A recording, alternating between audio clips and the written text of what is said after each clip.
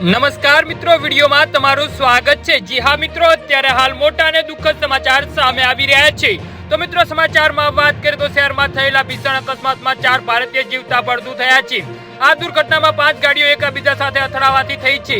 આ ભયાનક એક્સિડન્ટમાં એક કારમાં ભીષણ આગ લાગી ગઈ હતી, પરંતુ તેમાં સવાર 4 લોકોના બહાર કાઢી શકાયા ન હતા।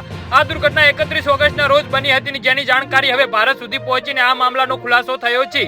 કોલિંગ કાઉન્ટિંગ શેરીફ કાર્યાલયના પ્રમાણે દુર્ઘટનામાં મૃત્યુ પામેલા લોકો કારપુલિંગ એપ દ્વારા સફર કરવાથી એકબીજાના સંપર્કમાં આવ્યા હતા અને અન્ય 4 એક્સયુવી કારમાં સવાર થઈને આકાશ સ્ટેટના બેટેલિયન શહેરમાં જઈ રહ્યા હતા, પરંતુ રસ્તામાં ભારતીય સમય પ્રમાણે બપોરે લગભગ 3:30 વાગે વ્હાઇટ રેસ્ટ પાસે દુર્ઘટનાનો શિકાર થઈ ગયા હતા। પોલીસને મૃતદેહનો કબજામાં લઈ તપાસ શરૂ કરી દીધી છે। જી હા મિત્રો, અત્યારે હાલ દુઃખદ સમાચાર સામે આવી રહ્યા છે।